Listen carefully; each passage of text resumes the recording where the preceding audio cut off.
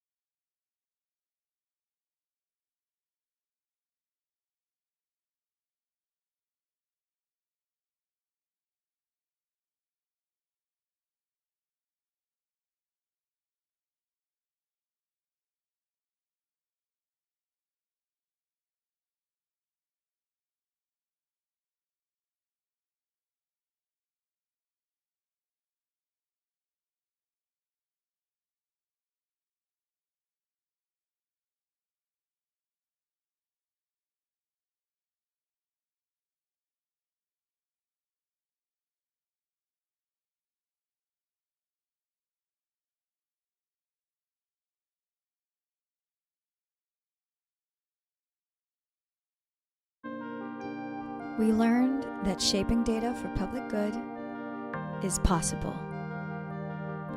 With our funders and project partners, 12 regional research hubs that coordinated the involvement of more than 100 researchers, and our 6 thematic partners, the first edition of the Global Data Barometer examined the availability, governance, capability, and use of data across 109 countries. Join us to shape the future of data policy. Explore the state of data around the world at www.globaldatabarometer.org. I hope that the barometer is used as a starting point. I hope that the barometer will help countries make better decisions on data strategies. Learned is that even in more developed democracies, we still do not have access to all the data sets we need.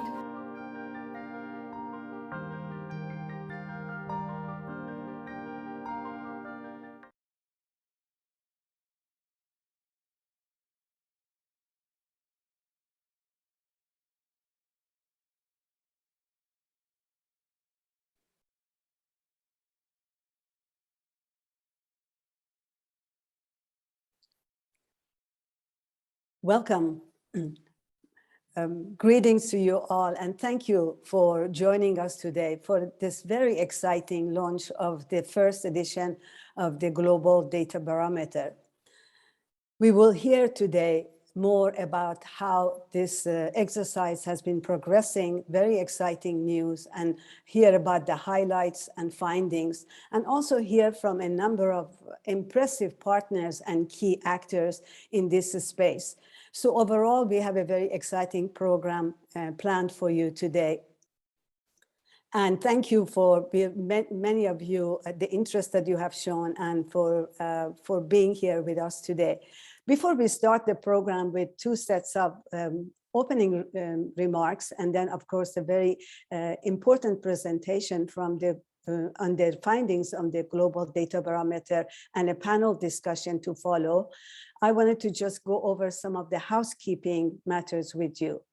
I hope you see the slide that gives you some information on interpretation, and also how that this program is being translated is in English, but it's also being translated into French and Spanish.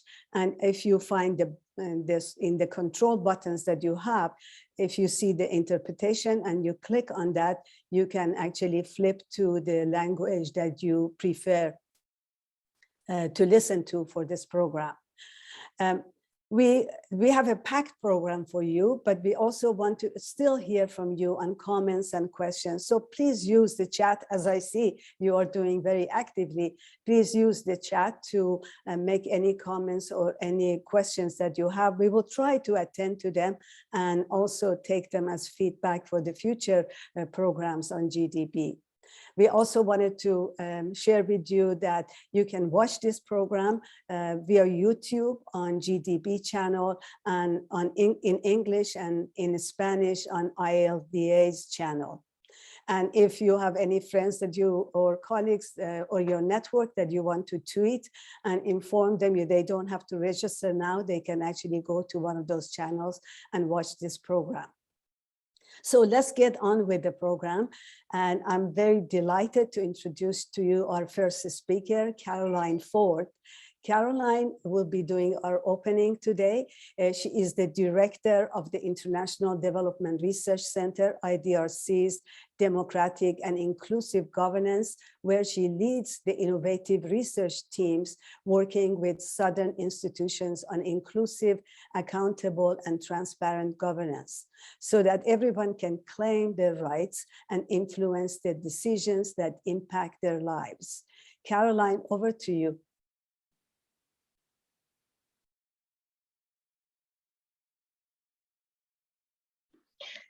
You are muted, Caroline.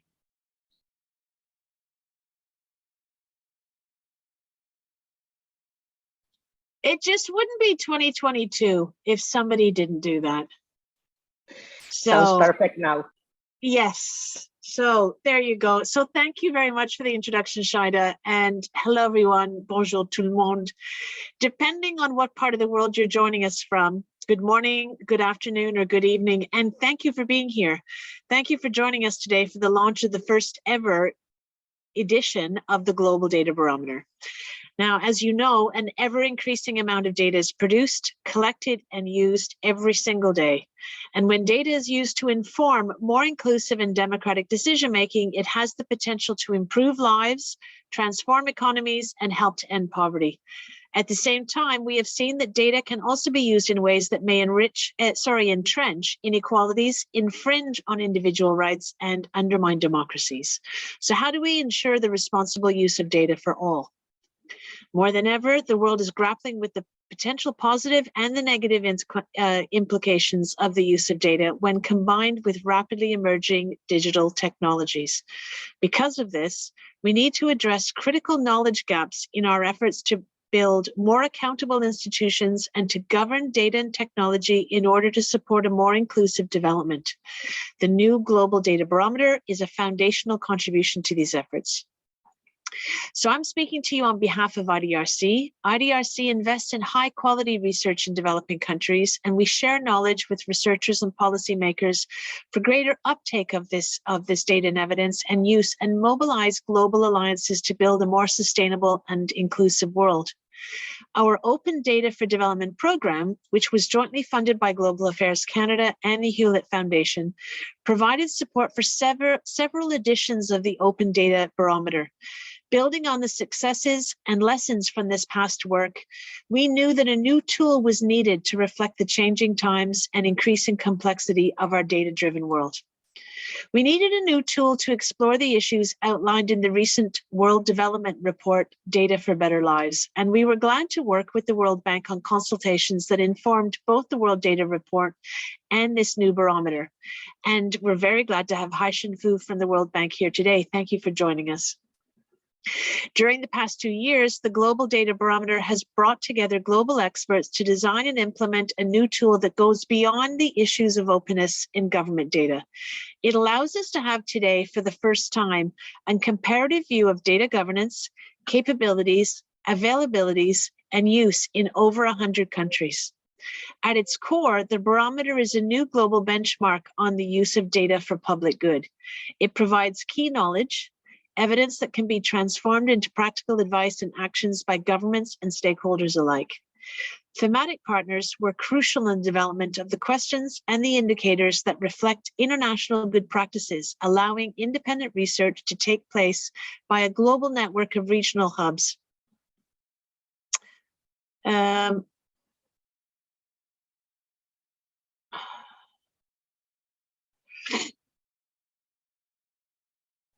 And so we are so pleased to see the results of these efforts today.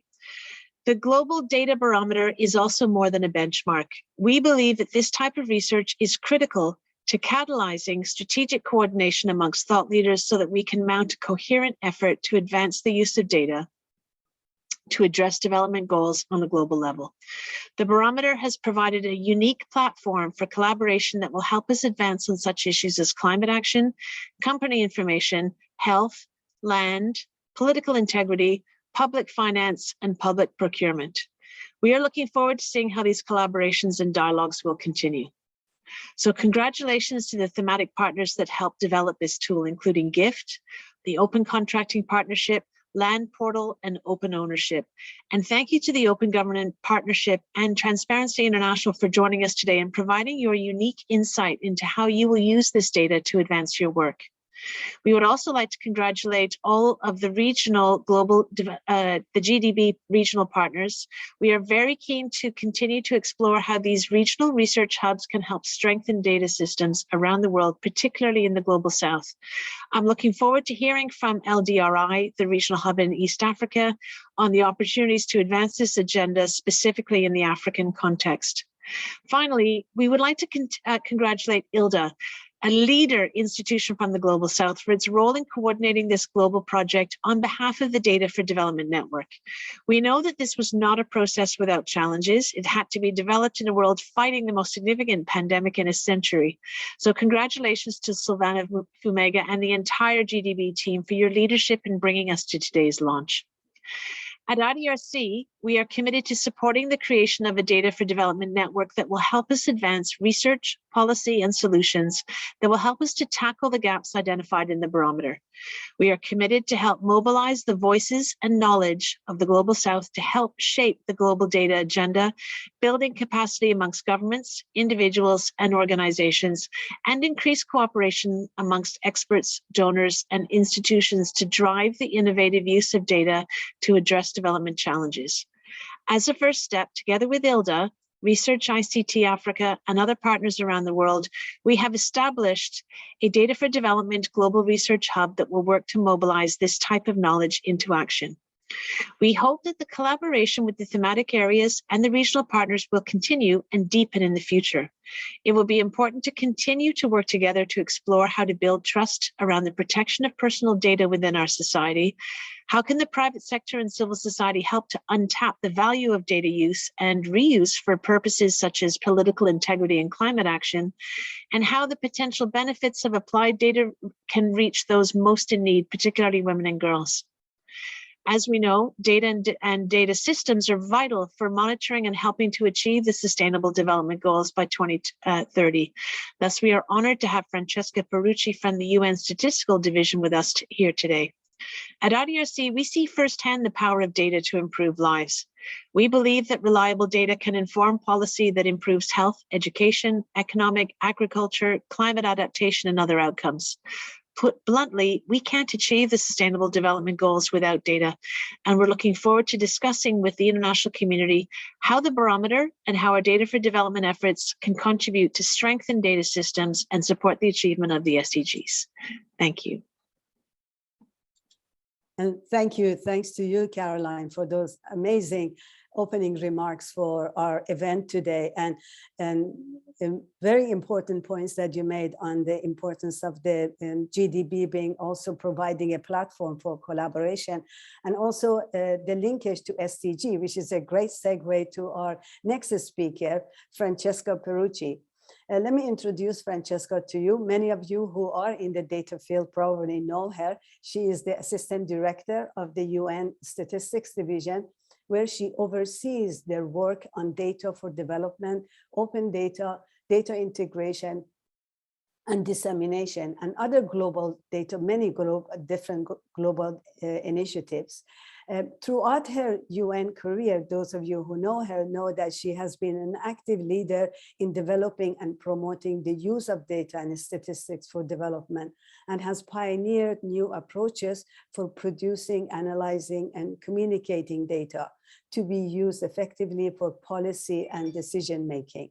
So let me turn the virtual platform to you now on giving us your opening remark, Francesca. Thank you.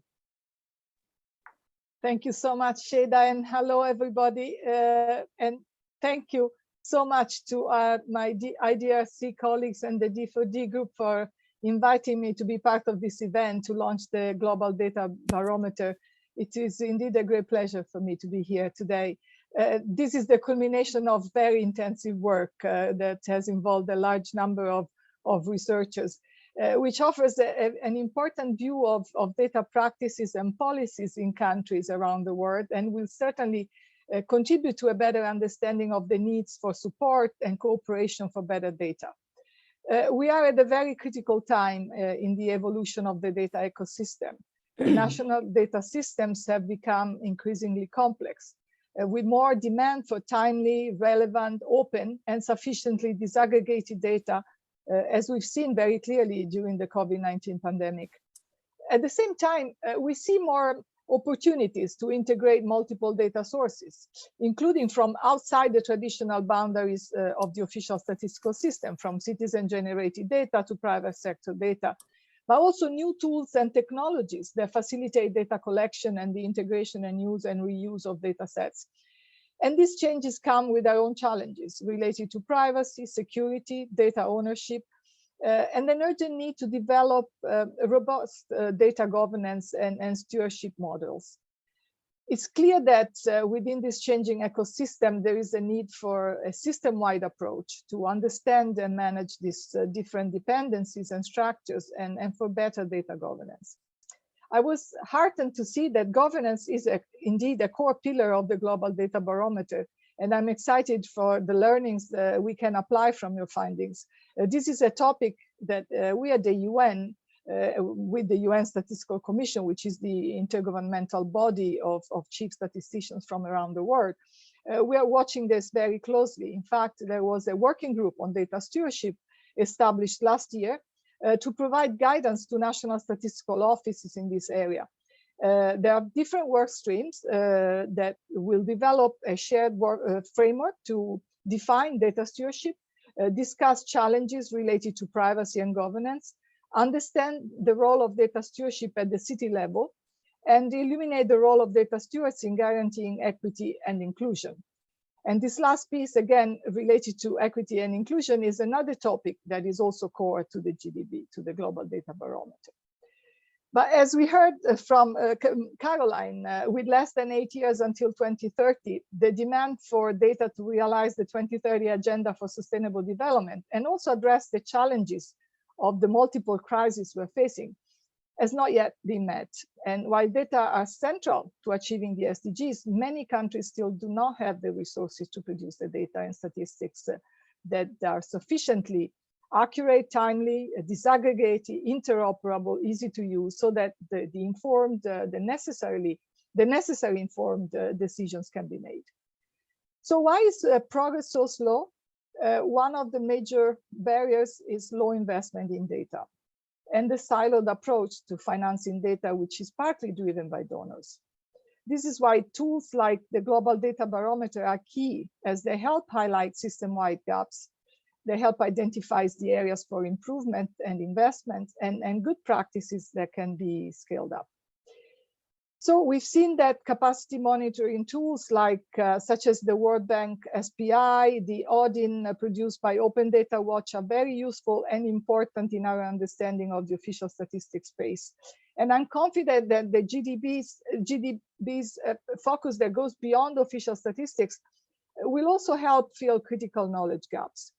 So I'm looking forward to learning more from Silvana's presentation today and the discussion of all the distinguished panelists. And we'll be back at the end of our time together to reflect on our learnings and talk a little bit about the way forward. Over to you, Sheda, and thanks again. And thank you. Thanks, Francesca, for your opening remarks, and also the pointing the importance linkages to the intergovernmental work at the UN Statistical Commission and the governance and equity and inclusion, and of course linked to SDG, and how the data barometer could really be a helpful service or helpful input to this work. Now let's go to Silvana's presentation. We've all been waiting for that. Let me introduce, for those of you who don't know, Silvana Fumega. She's the GDB, the Global Data Barometer's project director, as well as the research and policy director for ILDA, the Latin America Open Data Initiative. She has served as a consultant for several international organizations, governments, and civil society groups. And in the past few years, she has focused her work a lot on the intersection of data and inclusion. Silvana, you have a very difficult task ahead of you of taking us through this really super rich amount of information that you have from the result of the GDB, 105-page of report, many websites, many data sets. So you have 15 minutes to take us through that, but not talk too fast for the interpreters, my dear. Thank you. Over to you. Thank you, Shaira. Hello, everybody. Hola a todos y a todas. As Shaira mentioned, it's going to be a difficult task, so please bear with me. I'm going to try to condense 2 years of hard work into 15 minutes of presentation. So I'm going to do my best to give you the main points for you to go into the website and also into the report and check all the results and see for yourself what we've been working for in the past 2 years. So I'm going to share a presentation there. Hopefully everybody can see it clearly. So I'm going to tell you that today we are launching the Global Data Barometer results. I mean, this is the first edition. And let me start by saying that the goal of the barometer is to provide a new benchmark and the key data needed to better understand the state of data for public good around the globe. It draws on primary data from a global expert survey carried out in the middle of 2021, in the middle of the pandemic as well. It was some of the obstacles that we had in this project. And it's also combined with secondary data from trusted sources to generate a range of metrics. As this is a collective effort, I'd like to acknowledge all the people, to the team as well as consultants and organizations that have been part of this project, and without them, it wouldn't be possible to get to this point and to deliver the results today. Specifically, ILDA, as it was mentioned, IDRC, thank you, Caroline, for being here today with us. Also, Fernando Perini, and from the D4D network, also I'd like to thank Stephen Walker, as well as the contribution from UNFPA. I want to acknowledge also the work of the regional partners, the regional hubs, which coordinated more than 100 researchers around the world. And also another key part was played by the thematic partners who provided expertise in the development of modules, as well as for the review and analysis. We also have an excellent group of research advisors, and I can thank enough to them. You can check their names and just for the sake of time in our website, but I'm really grateful to all of you at the research committee. So just to start, I just want to say that the global data agenda has changed dramatically over the last 10 years. Initially, the main focus was on openness, particularly of public data, under the assumption that better open data would deliver better development outcomes. That's the reason the Open Data Barometer, or ODB, the predecessor of our study, was set up in the first place. Today, we are talking and thinking much more about issues such as privacy, protection of human rights in the development of technological interventions, AI, digital security, inclusion, and data governance within countries and across them. All these topics can no longer be ignored. This increased complexity of the data agenda has at best only been partially reflected in global measurements until now. So in this context, the GDB has been designed to respond to these issues and to fill critical knowledge gaps on how data policy and practice are unfolding in different sectors, regions, and countries around the world. This new benchmark looks at the landscape beyond just open data and through a series of thematic lenses such as land, political integrity, climate action, health and COVID, public contracting, company information, and public finance. And I'm going to show you here some of the numbers. of this first edition. Basically, we have 109 countries, 12 regional hubs, 6 thematic partners, 39 indicators, and more than 60,000 data points. Inside the report and on our website, you'll also find information about more than 1,100 data sets, more than 900 frameworks, and more than 70 open data initiatives. Please visit globaldatabarometer.org to check out all this data and much more. So what is in there? This benchmark looks at data issues through 4 pillars. Those are data governance, capabilities, availability, and the use of impact of data for the public good. The indicators, the 39 that I mentioned before, fit these 4 pillars with 2 core modules, which assess data governance and capabilities throughout the country, and 7 thematic modules. 5 of these revolve around money, accountability, and power, and they were developed in partnership with expert organizations. Those are, for example, political integrity in partnership with Open Government Partnership and Transparency International, public procurement in partnership with Open Contracting, company information in partnership with Open Ownership, public finance in partnership with the Global Initiative for Fiscal Transparency, and land in partnership with Land Portal. There are also 2 pressing issues that are climate action and health and COVID. I'm going to show you a little bit. The main structure is just to give you an idea about what we've been doing and what is the data that we've been gathering for the past 2 years. In order to gather all this data, regional partners hired national researchers who were trained according to our handbook and all the materials we provided. And after the researchers did the fieldwork with the help of coordinators in each of the regional hubs, a review was conducted also with the key support of our thematic partners. All of the data collection and the review process was conducted during the second half of 2021. In spite of that, responses and justifications will be available on our website. You can go there now if you want and check it. And also a feedback channel in order for you to share any comments or questions to help us continue to improve our work moving forward.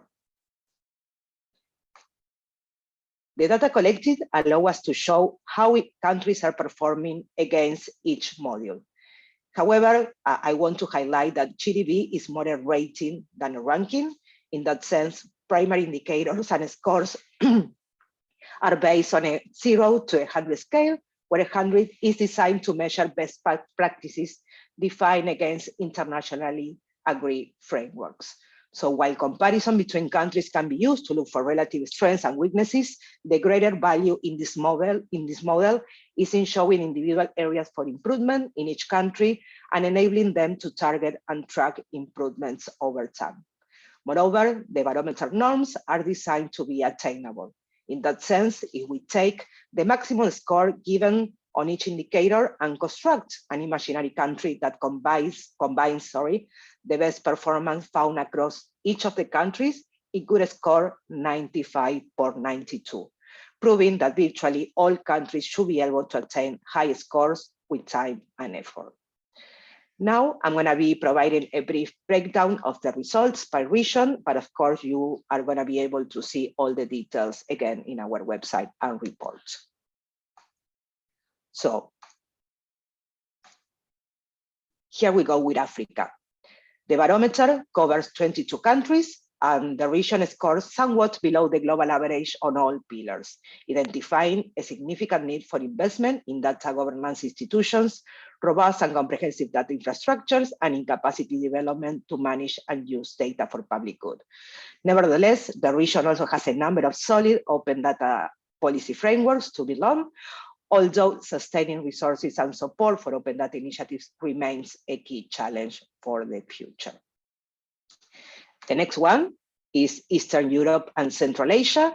Here we cover 15 countries, and the region scores marginally below the global average on the capabilities pillar, with significant variability in where countries stand with regard to data skills, institutions, and the freedom to use data for public good.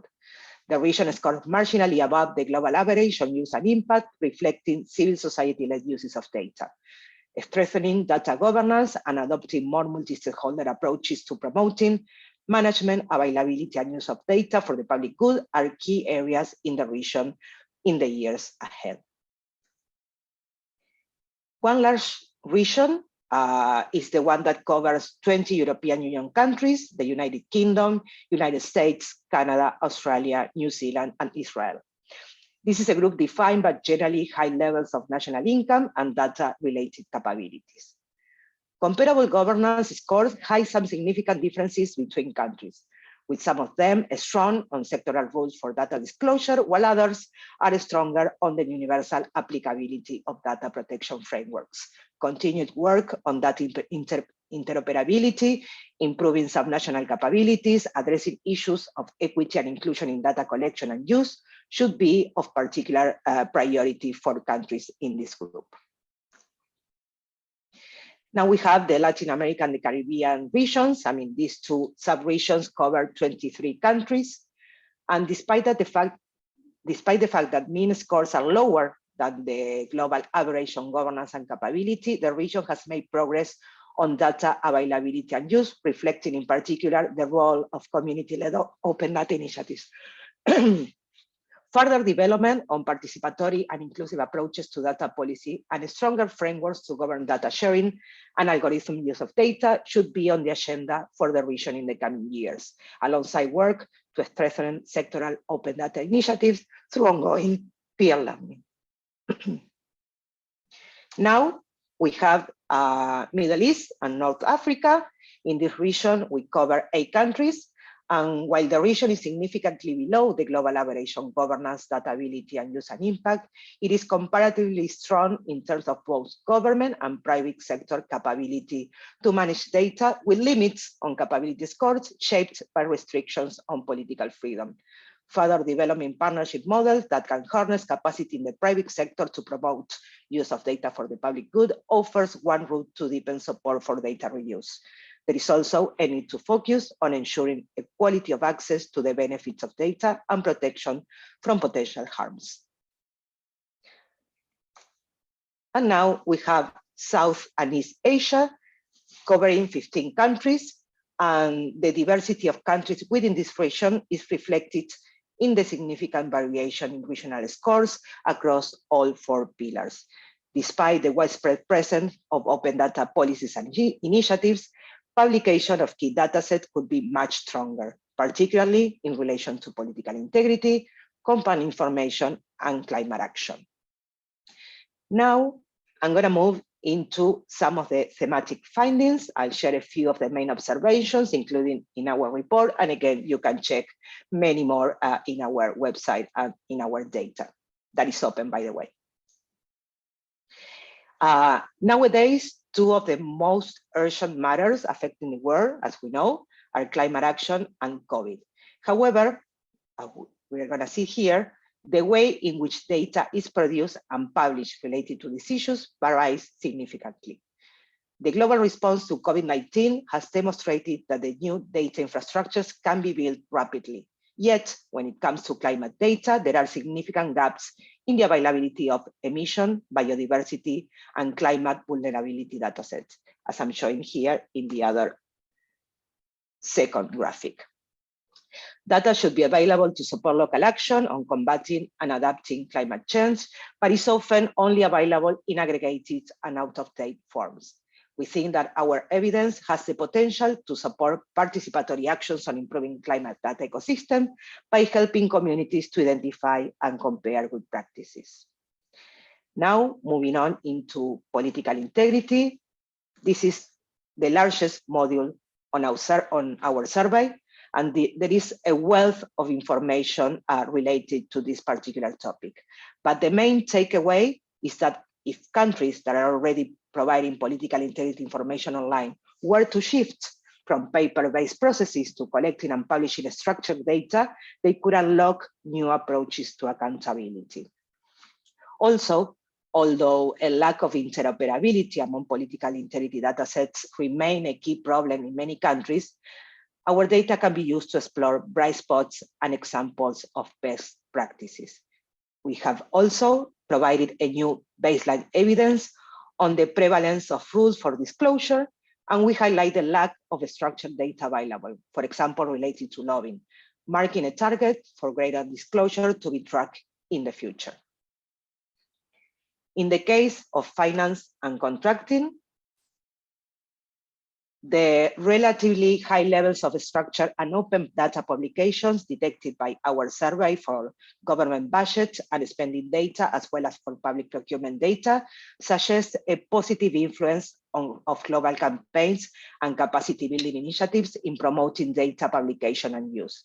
However, a closer look at the available data also reveals that while data is increasingly available on the input side of public investment, for example, budget allocation, contracted tenders and awards, there is still a significant progress still to be made in tracking the output side.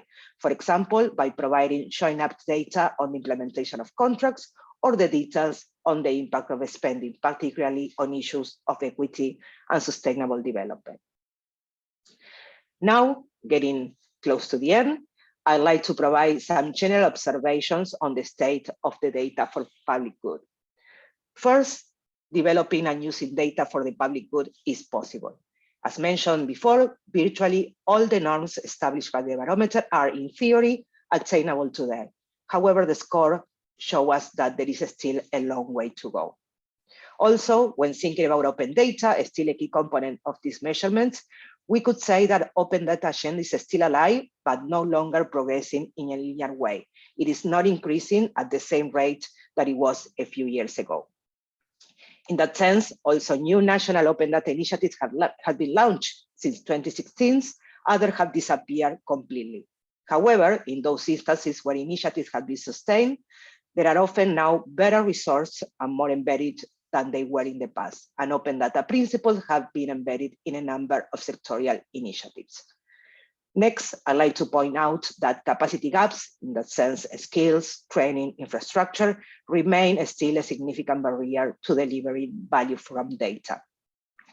While the digital divide may be narrowing in some places, gaps still exist across governments, the private sector, and civil society in their ability to create and use data for public good. Another key takeaway is that well-drafted frameworks deliver better data. When rules are explicit about data collection, management, and sharing, data is much more likely to be available, useful, and sustainable in addressing any numbers of issues for public good. And lastly, collaboration between traditional civil society and civil technologies, or between journalists and private sector application providers, are driving new uses of data that highlight, for example, corruption, promote public integrity, monitor environmental issues, or shape public policy debate. There is also a clear evidence that partnerships and the work of international organizations in terms of advocacy of certain topics is showing results in terms of advancing the data agenda. I'm just showing here just a few examples, but you can find more about these particular examples and also others in our report and also in the qualitative data that you can download from our website. To finish this presentation, a few final recommendations or key actions for the field based on our results for further discussion here today in the roundtable and moving forward. Those who want to realize the potential value of data for the public good must work together to, first, strengthen leadership and strategies to scale up and embed the skills, infrastructures, and freedoms required for data to be governed and used for the public good. Also, to develop robust data sharing frameworks, including at the subnational level, so that potential data abuses are limited and the positive reuse of data is enabled. Deepen the emphasis on equity and inclusion, recognizing that data governance, capability, availability, and use all need to explicitly consider the needs of marginalized populations. And lastly, increase the transparency of government data use by making the public more aware of when governments are collecting, sharing, or using data. This can promote more accountable data practices and support greater collaboration across sectors in using data effectively.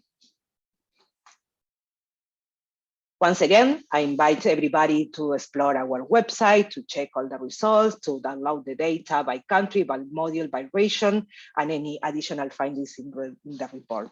I'm looking forward to the conversation that is coming next, and I really want to acknowledge and thank all the speakers in this event for their support to the project and for sharing their thoughts and valuable time with us. On a final note, I want to personally acknowledge and thank the work of some of the people behind this project: Nicolás Grossman, David Zamora, Tim Davis, Fiona Chawana, Katrina Cortez, and Violeta Belver, and also those who are working today here to make this event possible: Juan Diego streaming, Sofia Donner with some graphic summaries, and our 4 interpreters in the Spanish and French channels. So I'm going to stop here, and thank you so much for your attention. I'm looking forward to your feedback, your comments, and your discussion. Thank you, and back to you, Shaira. Thank you. Thanks, Silvana. And thanks for this really outstanding presentation, taking us through the GDB in the past couple of years, not only how you manage this work, but also the highlights of the result, but also what the results are telling us in terms of some of your recommendations and the wealth of information you provide. I highly recommend all our audience to actually look up this wealth of information on the report, but also the website, and of course download the data. And if you are journalists in the crowd, please write about this and try to entice use of this data. Really important wealth of information available. And I really like your recommendation going forward, Silvana, and that's really good for increasing leadership, increasing the transparency of the data use, increasing the inclusion and equity in data, and really getting more value from the data. And that's really a good segue to our next section, which is a very exciting roundtable discussion with 4 very distinguished speakers that I would present, and then we'll see them each one-on-one, one by one, talking to us in 2 rounds of questions that I would have for them. Our first panelist is Muchiri Nyaga, who's known to many of you in the audience, from Local Development Research Institute in Nairobi, Kenya.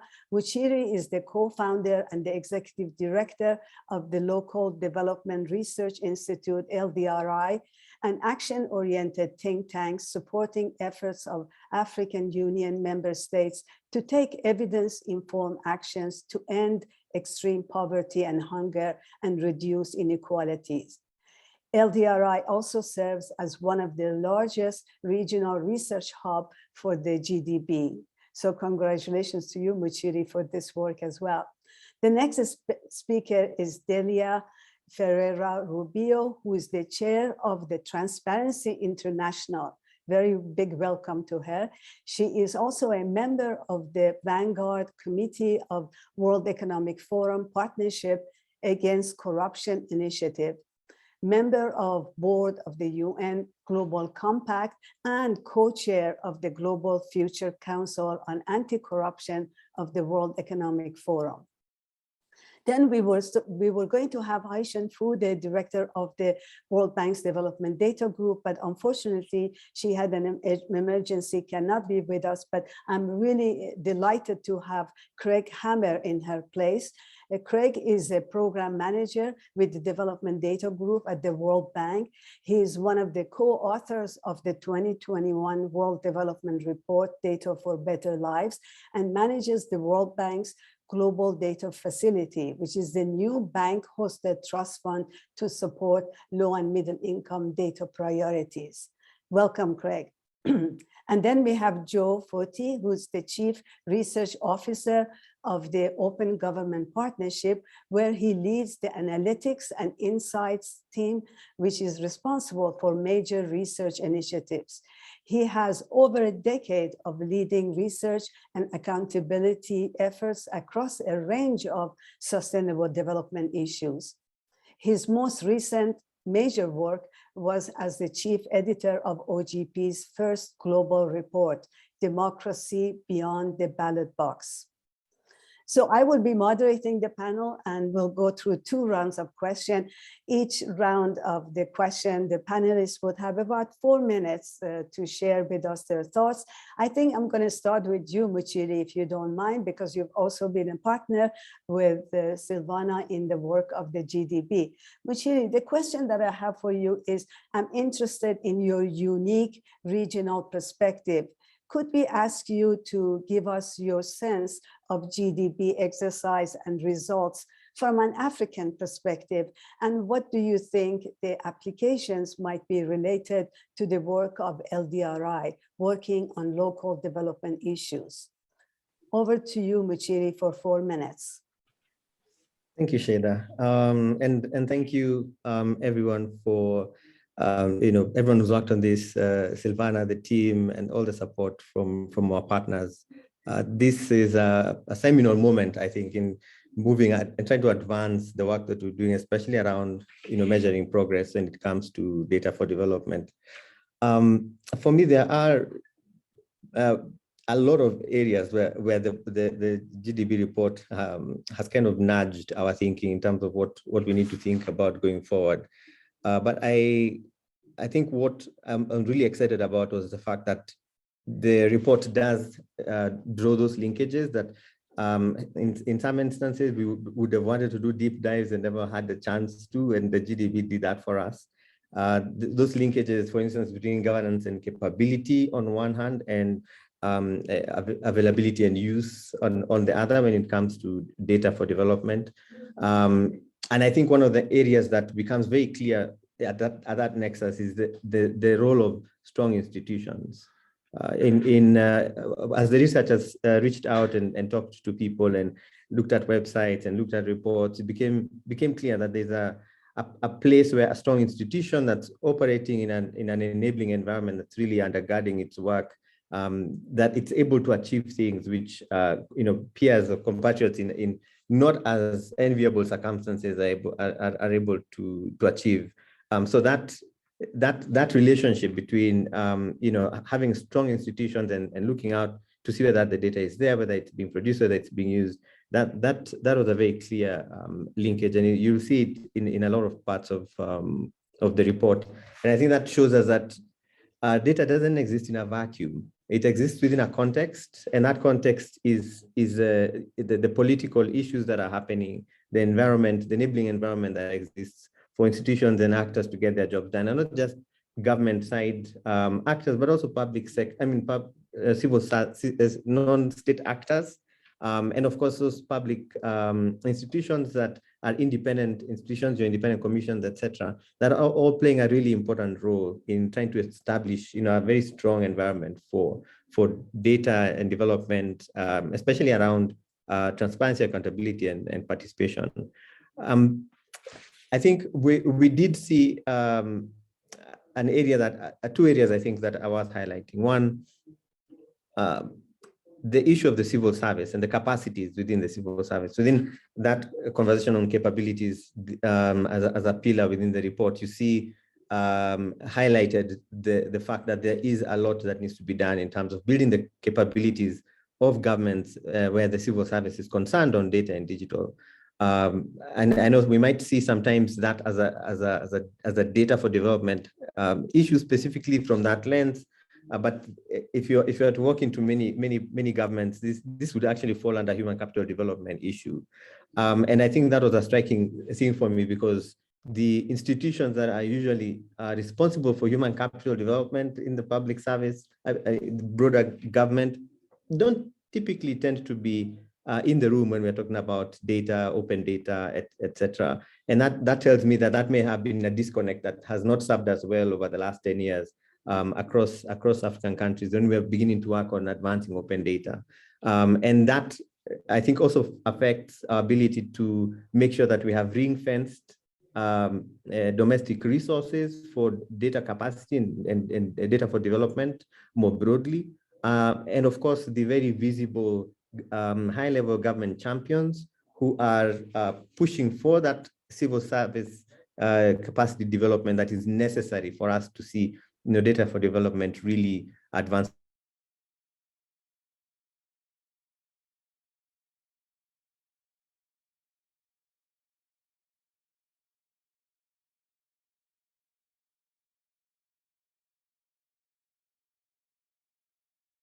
that while we were growing at a steady clip in the early years in terms of how much data, which initiatives are coming online, that clip has slowed to a crawl across the continent, across many parts of the continent. And that linkage goes back now to that conversation around capabilities. And I think that is, and governance, which I think that's an area we need to really double down on. If we have the right leadership and the domestic resources are available outside of development partner support, which has been very critical in moving, advancing issues around data and data use on the continent.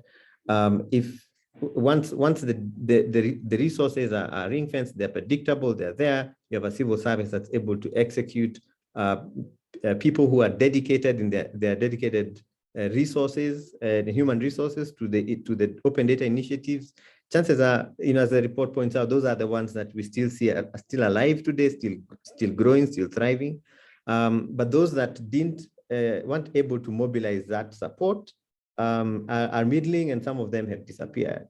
And that's a signal for me in terms of what we now need to start thinking about, going forward. And the GDP does provide us with that sort of a true north in terms of what our programming does need to focus on.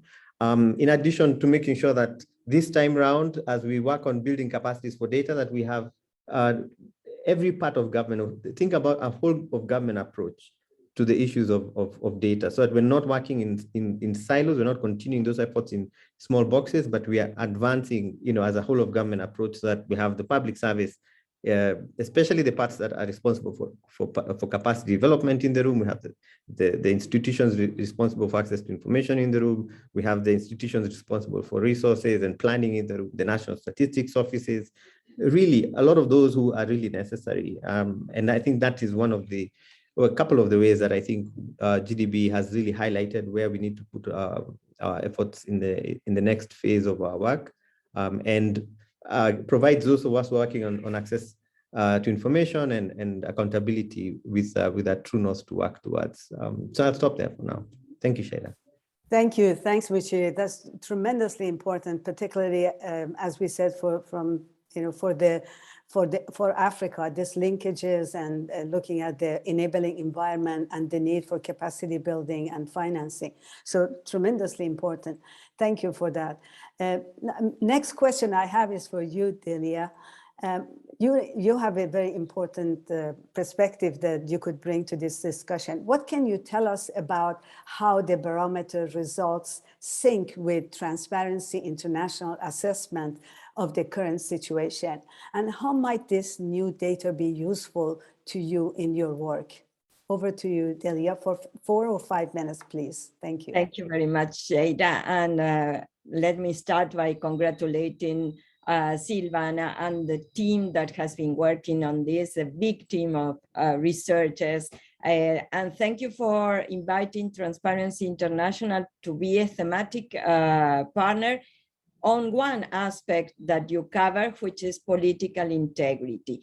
For us, political integrity is the access to an exercise of power for the common good.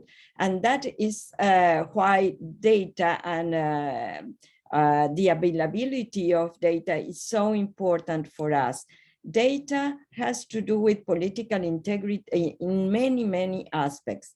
Accountability, good governance, democracy, representation, participation, of course, anti-corruption. All these aspects has to do with the availability of data. We need data in order to improve political integrity around the world. So this work is very, very important because it shows how countries are doing in terms of facilitating the access of this very crucial data and how data is governed, which is a very important point. I think the approach of analyzing governance, availability, capability, and the use of data is of key importance in order to really assess the quality of the data that we are using for public policy, for anti-corruption. In terms of political integrity, which is the field our team has been working with you, there are 4 very important areas or points that are considered. Lobby, one which has already been mentioned by Silvana, but also asset declaration, which is key in terms of detecting, preventing, and solving conflicts of interest, undue influence, etc.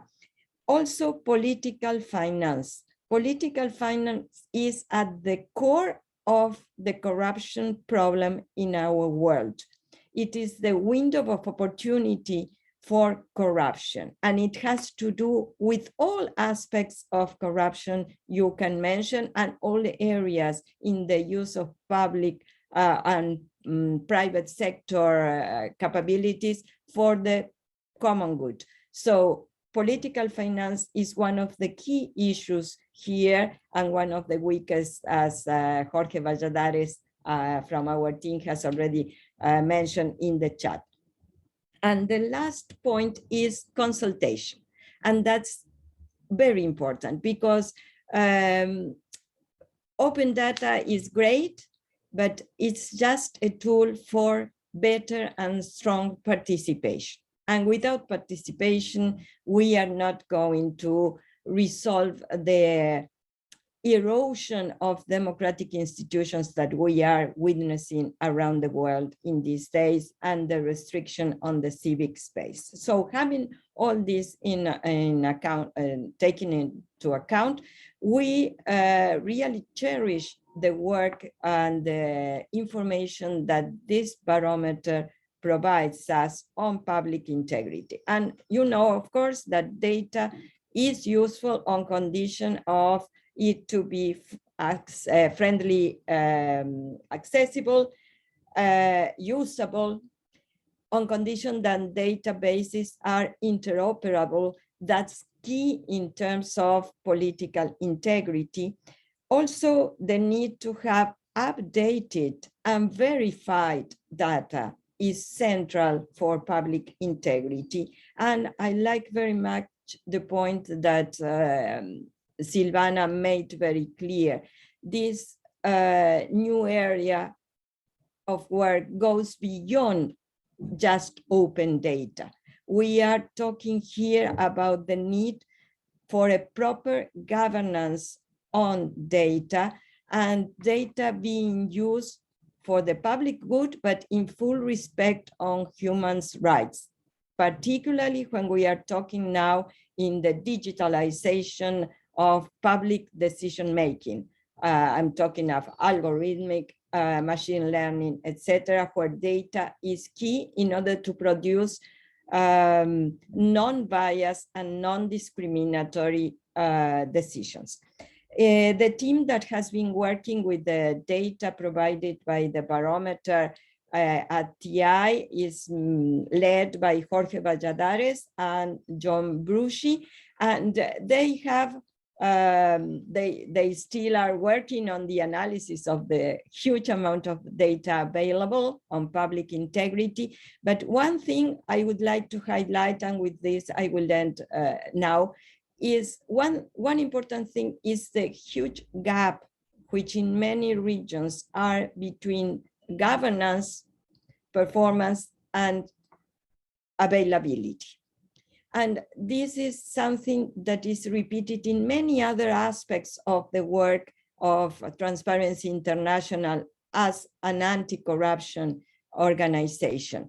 The gap between laws and practice is what is preventing us from really having impact in terms of integrity, transparency, and accountability. And this is also reflected in the field that is analyzed and reported by the Global Data Barometer. So this is something that we have to take into account to keep on working for better data, but also for better governance of the data and the implementation of those standards and rules and protections that are being established in the law. So I will stop here and come back later. Thank you very much. Thank you, Delia. The very important point, and thanks for sharing your perspective from the Transparency International side and linkage to the political integrity, and also how this data could be used in building more democratic processes, but also what it takes, you know, that we need better open data, we need more linkages, and we need more data, use of data, interoperable data, and better governance. Thank you for that. Now, let's move to Craig. You know, this is very, Craig, you also bring a very important perspective here from the publication of last year's World Development Report, Data for Better Lives. It had a huge influence on the development of the Global Data Barometer. How do you see the barometer as contributing to the observations and recommendations of the WDR? Over to you, Craig. Thanks, Shaida, and thanks to all for the opportunity to participate today. As Shaida had mentioned, I'm joining on behalf of my colleague, Haishan Fu, who very much wanted to be here. Let me first congratulate the Global Data Barometer team and the global partners for this major undertaking. And we're really, really pleased that the 2021 World Development Report, Data for Better Lives, played a role in the development of the GDB. We can see a clear line of sight complementarity between the purpose, ethos, and several findings of the Global Data Barometer report and the 2021 World Development Report on Data for Better Lives, as well as other key World Bank data initiatives. And it's great to see that harmony. This is great news for several reasons. So just a quick word on the World Development Report. Many of you know that the World Bank's flagship report is the World Development Report. And what makes it important and special is that it's more than just an annual report. Each World Development Report enshrines a position that the bank is taking on a crucial global issue, and which will inform and shape the kind of support that the World Bank provides moving forward in the coming years.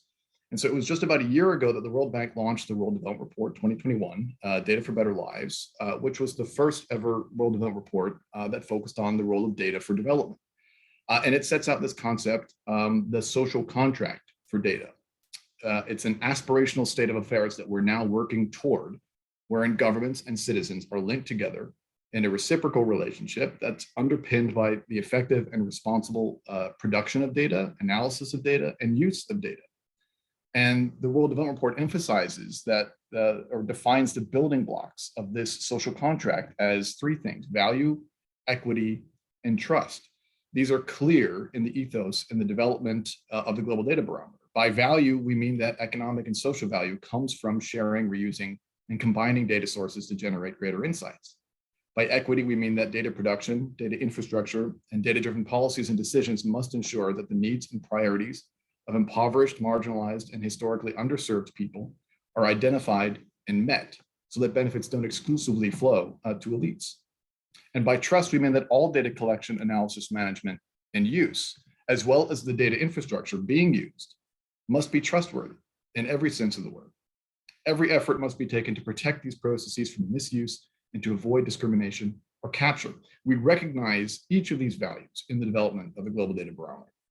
And we welcome opportunities for alignment and coordination in deploying the barometer with related relevant tools and processes, which we'll talk about in a minute, to generate as much value as possible for World Bank client countries. The barometer also closely aligns with one of the key strategic priorities of the World Bank's Development Data Group, where I work, that we like to call open data, open code, open knowledge. Just like the World Bank's data publications and data sets, all the evidence gathered by the barometer is published alongside the report as open data, which supports further research and analysis in the spirit of openness and reproducibility. This is extremely important for creating and spreading a culture of transparency and accountability around data, with an emphasis on showing our work and enabling auditability as well as reproducibility. This is another way that the Global Data Barometer and our efforts are increasingly aligned.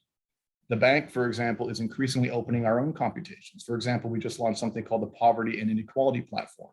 We've been publishing something called the SDG Atlas. And there are other efforts, for example, which are making available as open source code and the code for all statistical calculations and methodological decisions as several key data products on GitHub. Being able to look at the underlying code to check how the bank calculates global poverty estimates and being able to propose improvements is extremely important. Being able to find definitions for every indicator and clear documentation about every methodological decision, input data, survey metadata, and enabling the public to perform their own computations directly on the microdata that underpins this analysis and estimates is extremely important. More efforts like this are on the way. I'll keep my remarks short, but we're very glad that the Global Data Barometer is helping to lead by example. Thanks.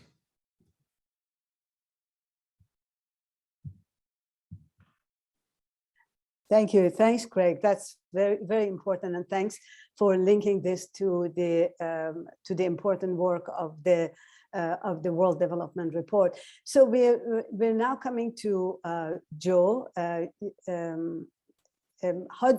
question that I have for you, Joe, is how do you see the barometer contributing to the development of matrix around openness and open government partnership planning work? Over to you, Joe, if you can summarize in 4 minutes, I would appreciate it. We are way behind schedule. I'll try to do less than 4 minutes. So we are very excited about all of the data in here.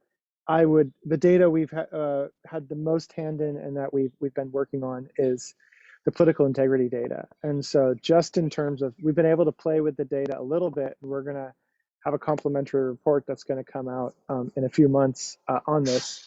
So let me tell you some highlights from that political integrity data that is at the crossroads of anti-corruption and democracy. So 3 simple points, I hope, is first off, the Global Data Barometer is newsworthy. Secondly, it's news we can use. And the third thing is it's actually new. It's real new news. So let me just dive into those. The first thing is the case is very clear about what happens when governments become unaccountable. And so having this political integrity data that helps us paint the picture of who is accountable, I think this will help us improve services, improve investment, improve security. Second, it's news you can use. And here's what I mean is in the open government partnership, when we look for measures of data or any measures of governance, we need to be able to communicate to governments and civil society specifically what they can improve in order to raise their performance in a particular area. And that granularity and the ability to, the openness of the Global Data Barometer data is already working. We've shared this data in the Western Balkans, and we've shared it in the Baltic region. And both the times we've gotten a lot of interest from governments who perhaps didn't know quite how not good some of their data sets were. And so to dive into that, the third thing is that this is new. And that what I mean by that is, it's the first time that we're able to see data on some of the things that everyone everyone has agreed is important, but no one has built the cat. No one has gone and just done it. And so let me give some examples of some of the patterns at the global level that we can look at. First, lobbying. If you can believe it, this many years into everyone knowing lobbying is important, we don't have a database on lobbying. Well, guess what we do now with the Global Data Barometer? And it shows us just how much work at least OGP members have to do, but I imagine the pattern's even worse outside. Second, asset disclosure. As Delia said, we know that this is incredibly important. Did you know that the OGP eligibility requirements are based on de jure data, and you have asset disclosure law in OGP. 7 years old, that data. And like, okay. And then the last one is right to information. Is the world has been relying on de jure evaluations of right to information for so long, and now we can actually see which countries are administering and monitoring and releasing data on the performance of their law. So I'll stop there. I think below my 4 minutes. I hope I didn't drop out too much. I guess I got some messages that I was dropping out. No, you came across very well. There's a little bit of a dropout, but it's okay. That came through. Thank you so much, Joe. I have second round of questions, but we are way behind the schedule. So I was wondering if I could just ask one question from all the panelists, and then we go one by one about their future vision and the longer term as how they see the work of the barometer and the use of the data barometer from their perspective, and what are some of the sort of recommendations or suggestions you have. So Muchiri, and We will probably have to do 1 minute flash on each speaker, maximum 2. Muchiri, I start with you. Can you give us a little bit of future perspective on the barometer from your point of view? Over to you, Muchiri. Thank you, Sheda. So the two specific areas that come to mind. One, I see the GDB's work really complementing the work of the Open Government Partnership. Hi, Joe. And I think one of the reasons, just looking at the results for the African countries and looking at the areas with the areas that were ranking weakest, a lot of those are anti-corruption related areas. In fact, save for 2 countries, everyone else had issues around public finance or public procurement or assets. And that it does give us a direction that the multi-stakeholder community working on open government in those countries can really depart with and say, this is something we need to do something about because we now have the data to measure the extent to which we're making progress. And the second area, I see a very close correlation and probably informing the work of the barometer, even at a regional basis, is digging a bit deeper down and looking at the frameworks that's required to be more data aware that are not. We have now good success with access to information, but are there other areas, other laws, other frameworks that require to be more data aware, and they are not? Silvana said something very important. If the framework, if there exists a framework, a policy, some kind of a strategy that requires for data to be published, you're more likely to have that data being more available, the right quality, and probably being available more frequently than if it's not. So I see that really close correlation and partnership going forward. And I know I probably crossed into 120 seconds, but I shall stop there. Fantastic, and we'll hear from Joe again too. So staying with this futures theme, Delia, turning to you, what is your suggestions or recommendations or thinking of going forward? Over Very to you. briefly, I have 3 suggestions. Number 1, we should work together, all of us, in order to push for stronger international standards on data governance and availability, and to have better and stronger sharing information sharing mechanisms, not only at the local national level, but also international. In terms of fighting corruption, this is great. We have to push governments in different countries to invest more in oversight. The mandated agencies having a mandated agency is one of the issues that can make a difference. So we need to invest in oversight engineering to have proper budgets, proper technical tools, and the capacity on human resources that they use. And the third one is that we should also encourage the use of data, not only by decision makers, but also by journalists, civic society, and citizens, just as that. We need to use the data in order to make it stronger as a tool for public good. Excellent comments, Delia. Thank you so much. I'm glad we are recording this session because I want to go back and listen to what you just said again and again. That's very important. All 3 elements. Craig, over to you again, staying with the futures theme. As what are your thoughts or suggestions for going forward in this space? Certainly. So as I mentioned a minute ago, we're working now to operationalize and implement recommendations from the 2021 World Development Report. And the key message here is alignment, coordination of efforts to implement findings from the barometer, recommendations from the World Development Report, and include key insights that are available from other kind of key initiatives, the ones that Francesca had mentioned at the top of the meeting, the World Bank Statistical Performance Indicators, ODW's Open Data Inventory. Only through joined up approaches can we achieve a really clear view of what support is needed, where, and by whom.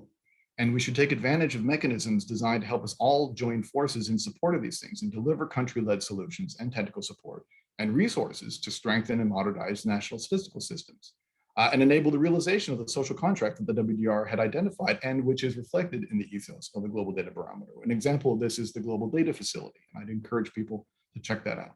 But coordination, alignment, and collaboration in service of this agenda.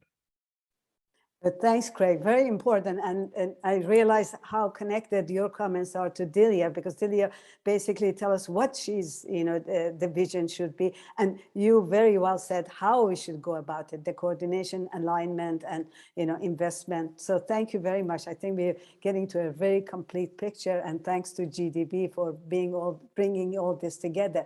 Joe, you will have the last word of the panel. Again, staying with the future theme, and you have a challenge from Muchiri for getting OGP to be a bigger platform for this work. So what do you think? How can we take this forward? Yeah, I'll try to keep it really simple and maybe just some advertisements, or stay tuned for the sequels. Number one, we're putting together regional fact sheets based on this data for people who are working at the regional level to work with, building off of our collaboration with TI and the Global Data Barometer team. Second, we're going to have country by country reports that really dig deeper down into the data, because sometimes, we had to buy new laptops to be able to process the number of data points that they had here.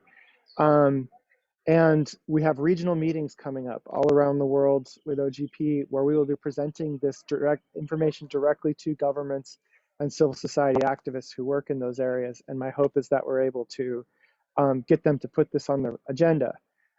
Last two things, of course, are we have the Summit for Democracy. This stuff fits in really great with Summit for Democracy. It's doable, it's actionable. I hope that we start seeing this in some of the Summit for Democracy commitments and actions for this year of action. And I will leave it at that, but we want to work with folks at that level of getting these things implemented. And the last thing would be for funders, please fund another round of this at least, so that we can see if any progress is being made over the course of the next several years as we try to put our shoulder to the wheel for this. Thank you. Thanks, Joe. And as you said, lots of opportunities through OGP that we could take this work forward. Thanks to you and also to OGP and all the work you have done. So I really want to thank our panelists for this really exciting discussions. I'm sorry we ran out of time, but there's so much to be said about this important topic and the work of GDB. So I hope the audience found this useful. Now we will finish this segment of our work with two closing remarks. One, we're going back to Francesca, who gave us some remarks at the beginning. And Francesca, coming back to you to sort of close the session for us on what are some of the observations based on the discussions that you want to share with us. Over to you, Francesca. Thank you, Sheda. This has been an amazing discussion, so rich. As you, I'm happy it's recorded. I want to hear over and over again what the panelists highlighted and the great findings of the GDP. Well, a few things resonate with me very strongly. The role of strong institutions that was raised several times, and the importance of having that and not just looking at the data production and the data availability, and the issue of data governance. And I see that this measure really helps us because we have measures, strong measures, indexes already to look at the data availability, open data, etc. But this is a wonderful complement, I think, for us collectively to also look at all these other aspects, right? So I really look forward to working in a collaborative manner across all these different actors who are sort of custodians of these measures and of these studies. And as Joe was saying, the Global Data Barometer is a news that you can use, right? It's a measure that we can use to communicate this, the importance of data governance, the strong institutions, etc. And it's terribly helpful, I think. But as Craig was saying, keywords here are collaboration, coordination and alignment. So we need to use, I think, this opportunity today of this launch as the beginning of a new conversation where we can really work together so that these measures that we have can be somehow integrated, and we can align our messages and have a strong voice when it comes to advocating for what needs to be done in countries and globally, and also when it comes to highlighting the gaps and understand, what needs to be done in countries with low capacity, and have strong messages, to the donor community, to all the partners. So my sort of call today is to really to strengthen this conversation, continue to work together and on the implementation and use of these measures to improve the financing of data, the governance, and the capacity overall of statistical systems in countries. I also want to congratulate IDRC for this effort, and I think for what they're offering, because GDP is really offering the space for this discussion around the important pillars of the data ecosystem. So I hope the launch today really represents the beginning of this close collaboration and coordination among all those involved in this area of work. And again, thank you so much. Great speakers. It was really exciting to hear about all your work. And I look forward to continuing this work together. Over to you, Shada. Thank you. Thanks, Francesca. And thanks for this very important call to action on continuing this good work and also increasing the collaboration around this space, as we've heard from many of our speakers. So that's really a strong call to action. Now, the last but not least of our speakers for closing this session would be Steve Walker, who everybody knows or should know. He's the Director of Data for Development Global Research Hub. So Steve, maybe you can close the session for us and tell us a little bit more of what's coming next and sort of anything else we should be looking forward to. Over to you, Steve. Thanks, Shada. So it's my honor, I guess, to close out today's amazing discussion with a view to our future plans for the barometer. But before I do that, I just want to add my thanks to our esteemed guests and to the whole GDB project team. It was amazing.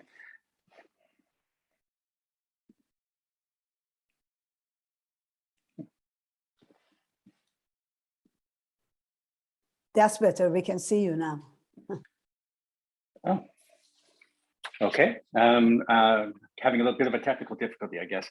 I also want to make a special thanks to Shada for navigating us through today's proceedings in her usual masterful way. Thanks very much. For the D4D network, the barometer is the first major release in an ongoing effort to close the global knowledge gap around the use of data to address development challenges, while simultaneously addressing inclusiveness and ethical concerns around the potential misuse of data.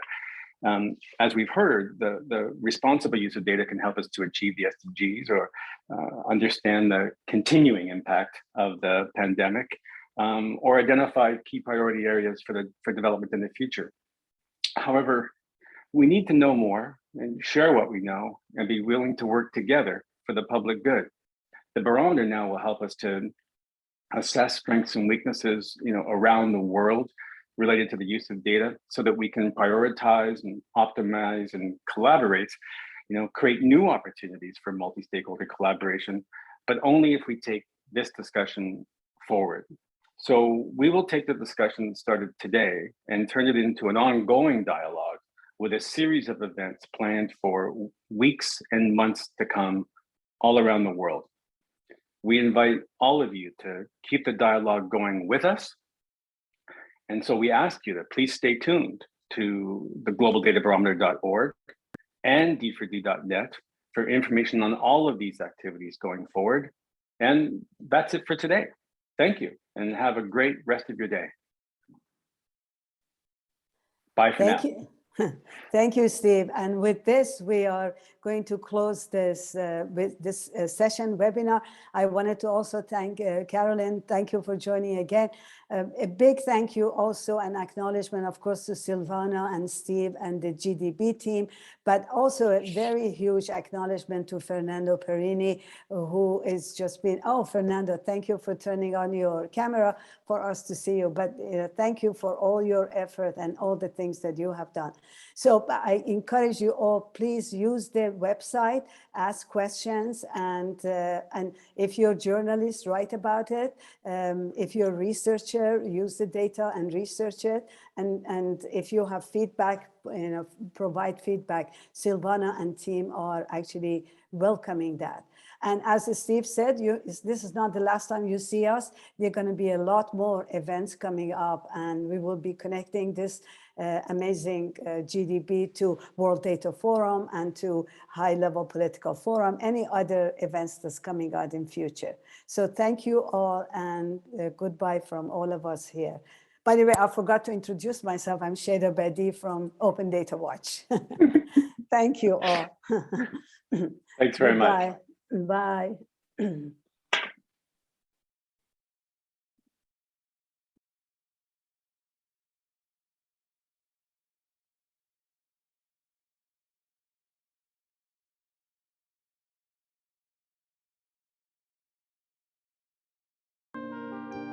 We learned that shaping data for public good is possible. With our funders and project partners, 12 regional research hubs that coordinated the involvement of more than 100 researchers, and our 6 thematic partners, the first edition of the Global Data Barometer examined the availability, governance, capability, and use of data across 109 countries.